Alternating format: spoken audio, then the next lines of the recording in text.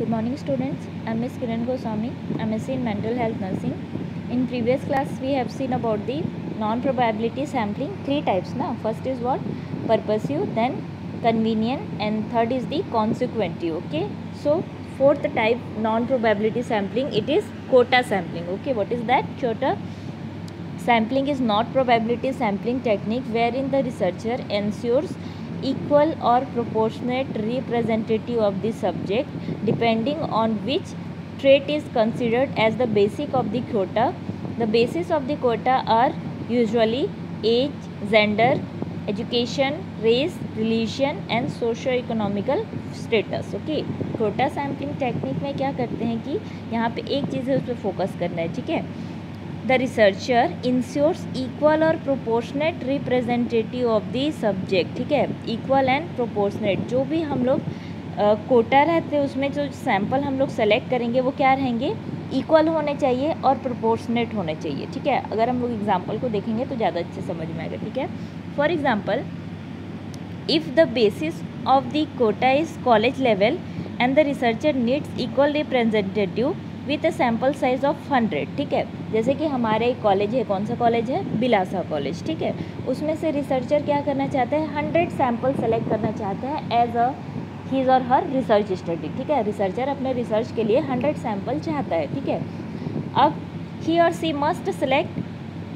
25 first year student, 25 second year, 25 third year and 25 fourth year students. ठीक है, अब researcher क्या करेगा, उसको 100 सैम्पल चाहिए तो क्या करेगा, कोटा सैम्पलिंग में हम लोग क्या पढ़े हैं, ensures equal and proportionate representative of this subject. ठीक है, हम लोग पढ़े हैं ना कि ईच कोटा से इक्वल एंड प्रोपोर्शनेट जो रहते हैं सैम्पल्स वो सेलेक्ट होंगे. जैसे कि हमारे पास 4 कोटा है, first year, second year, third year, fourth year. ठीक है, तो चारों कोटा से वो क्या करेगा, इक्वल सब्जेक्ट क्या करेगा, चूज़ करेगा या तो फिर सेलेक्ट करेगा. मतलब फर्स्ट ईयर से 25, सेकेंड ईयर से 25, थर्ड ईयर से एंड फोर्थ ईयर से 25. ठीक है, तो सारे ईयर से वो क्या करेगा, इक्वल और प्रोपोर्शनेट सब्जेक्ट क्या करेगा, चूज़ करेगा अगर उसको 100 सैम्पल चाहिए तो. ठीक है, so this is what quota sampling. Quota sampling में क्या करेंगे, सबसे पहले तो अपन कोटा में डिवाइड करेंगे और वहाँ से इक्वल एंड प्रोपोर्शनेट सैम्पल क्या करेंगे, अपन चूज़ करेंगे. सपोज 100 है तो ईच सैम्पल से हम लोग क्या करेंगे, 25 sample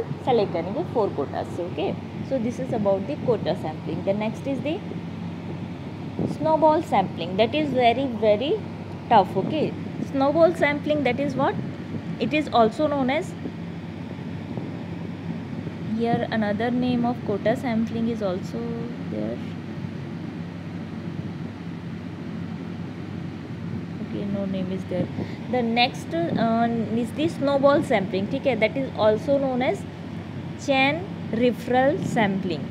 This word you have to concentrate. Okay, that is chain referral sampling. Snowball sampling का दूसरा नाम क्या है, चैन रिफरल सैम्पलिंग. ठीक है, इस चैन रिफरल सैम्पलिंग से ही हम लोग को आगे समझ में आ जाएगा. जैसे कि snowball sampling is a non probability sampling technique that is used by researcher to identify potential subject in studies where subjects are hard to locate such as, जैसे कि हार्ड टू लोकेट. ठीक है, इस वर्ड पे focus करना है कि snowball sampling technique कब यूज़ होता है, जब हमारा जो सैम्पल है उसको सेलेक्ट करने या तो फिर उसको सर्च करने में हम लोग को थोड़ी डिफ़िकल्टी होती है. ठीक है, हम इजी वे में किसी सैम्पल को अपन क्या कर सकते हैं, सर्च नहीं कर सकते. तब हम लोग कौन सा सैम्पलिंग टेक्निक यूज़ करते हैं, कोटा सैम्पलिंग टेक्निक. जैसे कि ऐसे कौन से सैम्पल्स हैं जिसको हम लोग ईजिली सर्च नहीं कर सकते हैं, जैसे कि इसमें एग्जाम्पल में दिया है, such as commercial sex workers, drug abusers. For example, a researcher wants to conduct a study on the prevalence of the HIV/AIDS among the commercial sex workers. ठीक है, जो भी कमर्शियल सेक्स वर्कर्स हैं उसमें HIV/AIDS, ठीक है, इस पर रिसर्चर क्या करना चाहते हैं, उसके प्रिवलेंस रेट पे रिसर्च करना चाहता है. ठीक है, तो ईजिली वे तो कोई बताएगा नहीं कि वो कॉमर्शियल सेक्स वर्कर्स हैं और उनको HIV/AIDS है, ऐसा कोई बताएगा ही नहीं. ठीक है, तो अब ये क्या है, रिसर्च क्या हो गया, टफ हो गया, क्योंकि यहाँ पे सैम्पल्स रिसर्चर को ईजिली वे में नहीं मिलेंगे, हार्ड टू लोकेट है. ठीक है, मतलब सर्च करने में कि उसको बहुत ज़्यादा क्या होगा, डिफ़िकल्टी होगा. So in this situation snowball sampling is the best choice for such studies to select a sample. ठीक है, इसलिए इस रिसर्च में स्नोबॉल सैम्पलिंग में रिसर्चर को क्या होगा, बहुत डिफ़िकल्टी होगा सैंपल सेलेक्ट करने में, ठीक है। Therefore researcher use this sampling method if the sample for studies that are very rare are limited to very small subgroups of the population. This type of sampling technique works chain referral, ठीक है। इसलिए यहाँ पे इस word को अपन focus करना है। Therefore it is also known as chain referral sampling. Chain referral sampling क्यों बोला जा रहा है कि सपोज हमको एक कोई पेशेंट मिला, पेशेंट नहीं बोलना चाहिए, सैंपल मिला, ठीक है। एक सैंपल मिले जो कि कॉमर्शियल सेक्स वर्कर्स हैं, उनको क्या है HIV एड्स है, तो चैन के थ्रू हम लोग और भी पता कर सकते हैं, ठीक है। एक के थ्रू हम लोग दूसरे का इन्फॉर्मेशन ले सकते हैं, या तो फिर उनको बोल सकते हैं कि वो उनके आसपास और जो भी हैं उनको HIV एड्स हैं, तो उनका इन्फॉर्मेशन वो क्या करें, प्रोवाइड करें। मतलब कि 1 से 2 का, 2 से 3 का, 3 से 4 का, तो हम लोग ऐसे इन्फॉर्मेशन प्राइवेटली या कॉन्फिडेंशियली उनसे क्या कर सकते हैं, अचीव कर सकते हैं, ठीक है। इसमें दिया हुआ है, देखना, types of snowball sampling. First is linear snowball sampling, that is second is exponential non discriminative snowball sampling, and third is what, exponential discriminative snowball sampling, ठीक है। यहाँ पे देखना, first is linear, that is very important, okay. First is what, linear snowball sampling. Here in this each selected sample is asked to provide reference of one similar subject which are linear chain is created by completion of desired sample, okay। यहाँ पे linear chain diagram में पता चल रहा होगा, ठीक। Line by line sample हम लोग क्या कर रहे हैं, सेलेक्ट कर रहे हैं। मतलब कि एक से लिए, फिर उसका इन्फॉर्मेशन दूसरे से लिए, फिर उसका इन्फॉर्मेशन दूसरे से लिए, फिर उसके बाद दूसरे का इन्फॉर्मेशन हम लोग दूसरे से लिए, ठीक है। तो ऐसा चैन वाइज हम लोग क्या करते जा रहे हैं, इन्फॉर्मेशन कलेक्ट करते जा रहे हैं HIV एड्स के बारे में, या तो फिर कॉमर्शियल सेक्स वर्कर्स के बारे में, ठीक है। तो यहाँ पे क्या हो रहा है, चैन वाइज हम लोग क्या कर रहे हैं, इन्फॉर्मेशन या तो फिर सैंपल सर्च कर रहे हैं, ठीक है। तो इसलिए इसका क्या नाम दिया गया है, लीनियर स्नोबॉल सैम्पलिंग, क्योंकि ये लाइन से हम लोग क्या करते जा रहे हैं, सेलेक्ट करते जा रहे हैं। मतलब एक इन्फॉर्मेशन मिला तो दूसरा, दूसरा मिला तो तीसरा, फिर तीसरा मिला तो चौथे का इन्फॉर्मेशन लिए, तो ऐसे हम लोग लाइन बाय लाइन क्या कर रहे हैं, सैंपल सेलेक्ट कर रहे हैं, ठीक है। That's why it is known as linear snowball sampling. The next we will say about the exponential non discriminative snowball sampling, ठीक है। इसमें क्या बोल रहा है, देखना, in this each sample member is asked to provide reference of at least 2 similar subjects because of which the size of sample grow exponential and a large sample size can be achieved, ठीक है। Linear sampling में हम लोग क्या कर रहे थे, एक से एक का ही इन्फॉर्मेशन ले रहे थे, फिर दूसरे से दूसरे कोई एक का ही इन्फॉर्मेशन ले रहे थे, ठीक है। अब जबकि एक्सपोनेंशियल नॉन डिस्क्रिमिनेटिव सैम्पलिंग में क्या कर रहे हैं कि एक सैंपल लिए, उससे 2 का इन्फॉर्मेशन लिए, फिर दूसरा जो है उसके पहले से हम लोग और 2 का सैम्पलिंग लिए, फिर उससे और 2 का सैम्पलिंग लिए, ठीक है।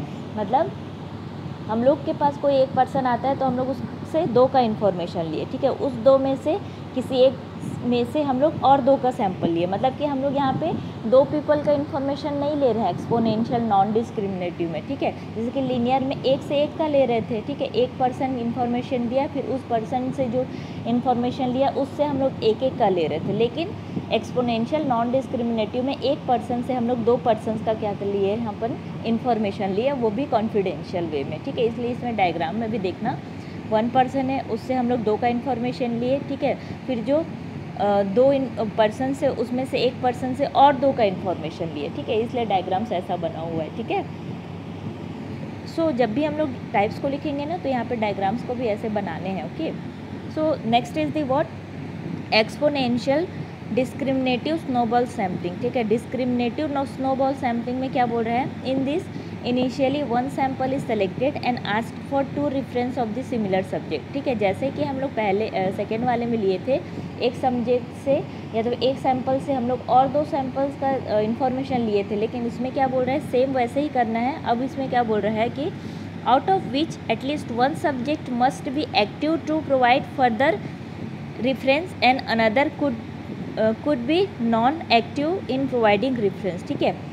जैसे कि हम लोग एक सब्जेक्ट है, उसमें से 2 के बारे में इंफॉर्मेशन लिए, उसके बाद जो 2 हैं उसमें से एक क्या रहेगा, एक्टिव रहेगा, और एक क्या रहेगा, नॉन एक्टिव रहेगा। एक्टिव दैट मीन्स जो एक्टिव है वो फर्दर का इन्फॉर्मेशन देगा, लेकिन जो नॉन एक्टिव है वो दूसरे का इन्फॉर्मेशन नहीं देगा, वो वहीं पे इंफॉर्मेशन को क्या कर देगा, ब्लॉक कर देगा। इसलिए डायग्राम्स ऐसे बने हुए हैं, ठीक है। जो बीच में कट है मतलब कि वो नॉन एक्टिव है और वो दूसरे पर्सन का इन्फॉर्मेशन नहीं देगा। लेकिन जो यहाँ पे कट नहीं है, जो राउंड राउंड में बना है, ठीक है, वो क्या करेगा, और दो का इन्फॉर्मेशन देगा।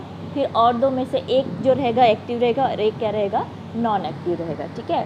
ऐसे ही ये चैन क्या रहता है, आगे बढ़ते जाता है। Okay, so first we have seen about the linear snowball sampling. इसमें लाइन बाय लाइन एक पर्सन एक इन्फॉर्मेशन देते जाएगा।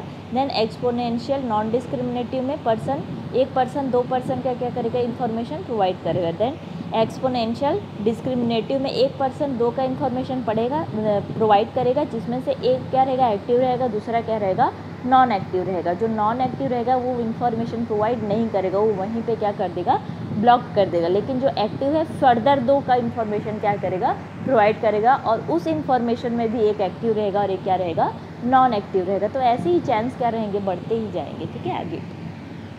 सो this is about the types of non-probability sampling. Okay, in the next class we will see about the next topics. Okay, thank you students.